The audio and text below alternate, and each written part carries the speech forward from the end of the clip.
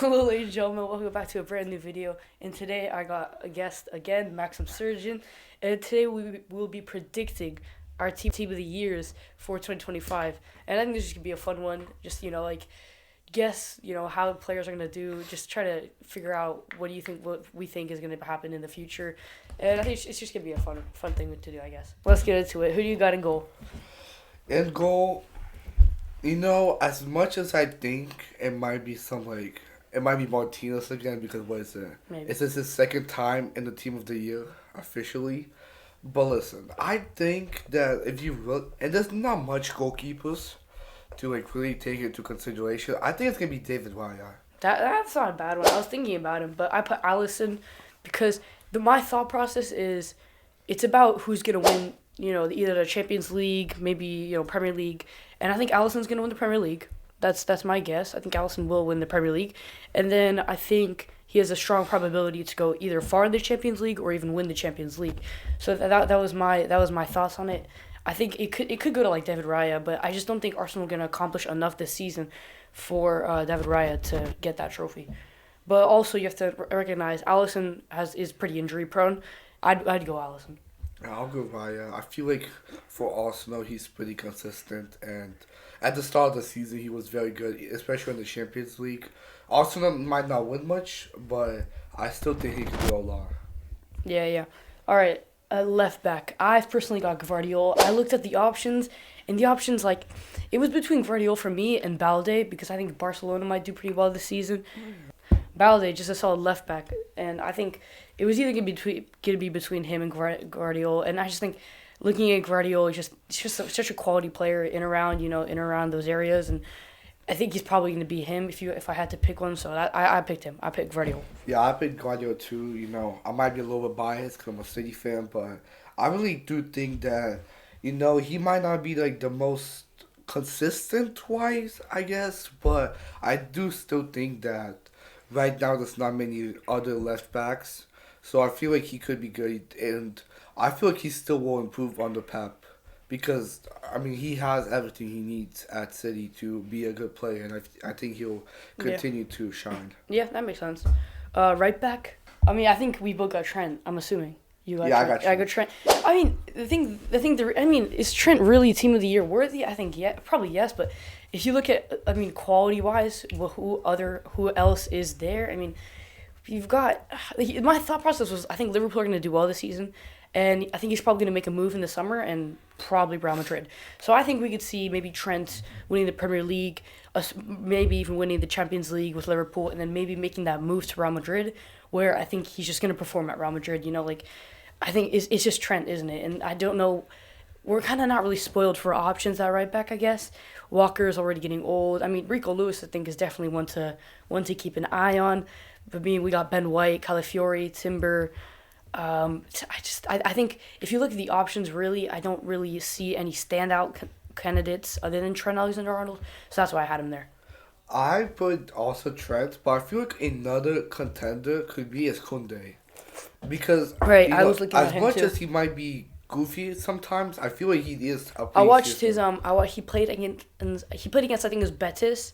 He scored like 2 goals. One of them was offside. He was actually very decent. I didn't think he was so good around like that opposition box. I've always seen him be like a really good center back, strong, and then playing for France, he kind of moved into that right back role because of we had Varane, Saliba, kind of started moving into that right back role, and I think he's done it profoundly. I think he's done an excellent job at right back, and So I guess it could be like a little bit debatable, but I do think that Trent has more potential. right. I'm pretty sure he's younger and he's just a great player overall. Right. So I feel like it has to be Trent. All right, and then do your center back partnership.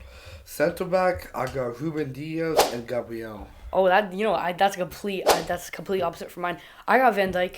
You don't know, maybe this season will be his last really good one, and the next season just falls off, which I think is definitely to be considered.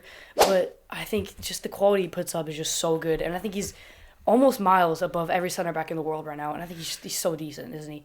And then I've got kind of a niche one, a player that I think I really enjoy watching, because I've been kind of recently watching the Serie A, and it's Bastoni. I think Bastoni is very quality. Tony. Bastoni, the way he the system in which Inzaghi plays with Inter Milan, you've got kind of these 3-5-2, you've got kind of this 3-5-2 system, and as soon as Bastoni gets the ball, you see DeMarco and I think it's Dumfries on the other side. They just instantly run because they trust Bastoni, and he has such a heavy role.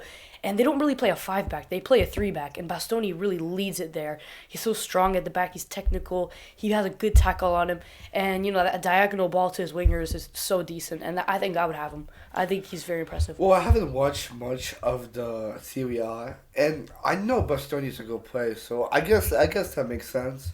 I've put Ruben Diaz because I'm a City fan, but I also do think that after he comes back from injury, I do feel like he has potential to be back because he's not super old.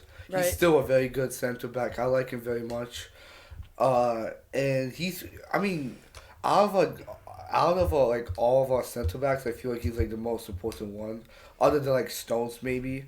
But Stones is most technical. Diaz is the more like Diaz is the more of like traditional center. Traditional center. I like that. That's a and good word. Gabriel, you could put Saliba in there arguably, but I think that Gabriel is gonna be a little bit better than him. You think this can be the season? I think Gabriel has been growing insanely good. Especially Arsenal with the set pieces and stuff. So, he's been such a key player for them. Like when he's Gabriel's a very there, underrated player in my opinion. That And is I think true, he could shine this season if everything goes well. Let's move on to our midfield. I've kind of gone in with like the traditional, the modern 2 pivots and then a cam. You've thought that too? Okay, that makes sense. Let's do your 2 pivots for now. I did, and I guess they're not. I mean, I guess they could play more back, and they're a little bit more attacking too. But I put Bellingham and Pedri. I had Pedri. I had Bellingham too, but I put him in actually that pivot. I put him in that more of that forward cam system, and I have Pedri and I have Valverde, and I think he's already sick of me glazing Valverde, but I really really like Valverde, and as soon as Cruz left, I had this feeling. I'm like, there's this issue that's gonna arrive. What are they gonna do without Toni Kroos and without a controller? And I don't think Modric has the capability that Kroos has. But Valverde, I've already made a video on him. The stuff he does, and I've seen like even he says all the time like he's just a great shooter, but he's also so elegant with his passes, and he has this diagonal ball that Kroos always had, and he's kind of developed a sense for a really good pass. He's always good in the final third, and I think he's just a really, really solid player. And as of Pedri, I think Pedri this season is going to come back, and with the injuries concerns, of course, that is, an issue, but Pedri, at least of what I've seen of him recently, I think he's been brilliant, so I think he's brilliant. Pedri, I think is super underrated. If he didn't have so many injuries in the past seasons, right. I feel like he could be the best midfielder in the world, and obviously there's Bellingham. Bellingham's just consistent. He's so consistent. I would say though, recently he has been incredible. I mean, even like I remember that Real Madrid Barca game, he was so quiet, and when there was that time where you needed Bellingham to step up, he didn't. So I think this season hasn't been his greatest highlight, but I think for him, I think he's gonna start realizing this responsibility, and I think it's time for him to come up and make his name known again. And I had him in in behind the striker, but I don't think it's a bad shout to have him in the holding midfielder spot, because I think especially with the system with Ancelotti recently, he has been fulfilling that role.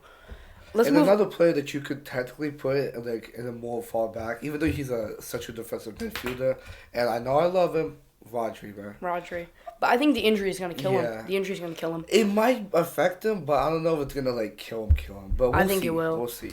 Because I think any achievement that City make, it just won't be to his name. So, in behind the striker, of course, I've got Bellingham. I've already explained. I got Cole Palmer. Cole Palmer, right? He's just cold. I mean, I don't see him slowing down anytime soon. Yeah. He's a good shooter. He carries Chelsea, and I feel like Chelsea will get better over the season. So, yeah. I mean, what is it in the top 4 right now? I think they're 6th, but they play Wolves. If they beat Wolves, I'm pretty sure they go 4th. So. Yeah. So. If anything, I think Cole Palmer. Yeah. Moving on to our front line, our main ball hitters. I've got at least at left wing. Personally, I put Mbappe because, in the beginning of the season he wasn't that good, but he's starting to warm to the league. And I remember even that Barca, Real Madrid game. I think he was the standout candidate for Real Madrid, and I've really enjoyed watching him as late. And I think he's second top scorer in the league, and I think he's gonna adapt to it. And I think he's gonna be a very influential player for this team.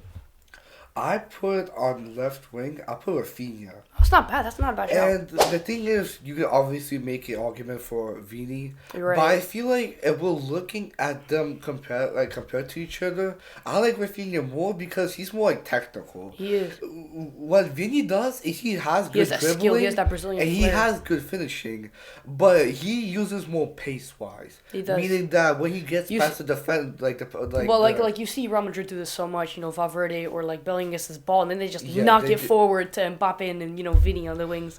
But Rafinha wise, he's more of a playmaker. in my And opinion.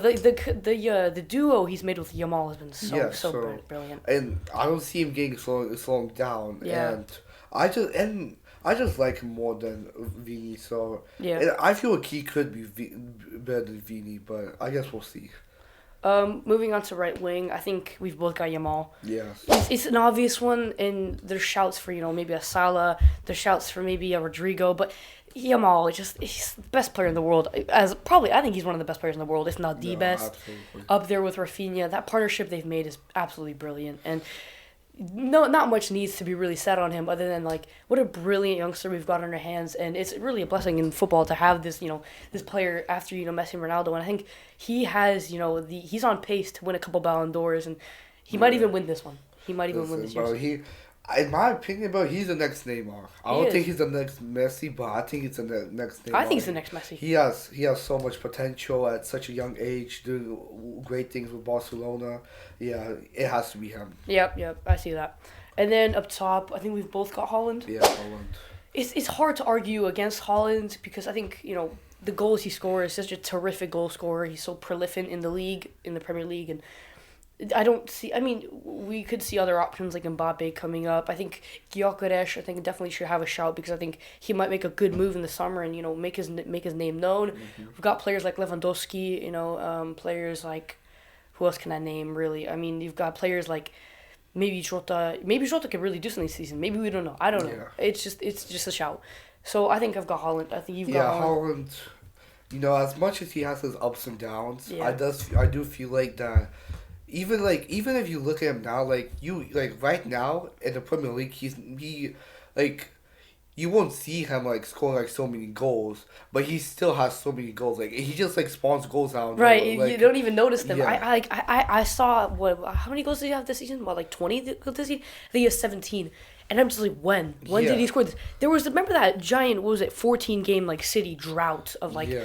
and then I'm like, where did he get these goals? And I think it's just he's so consistent, and I think partially he didn't get enough service in that 14, 15 game era, and I think if he did, of course he'd finish him. But he's so consistent, and when that ball gets there, he's gonna finish it, and Yeah, that's what I love about him. agree.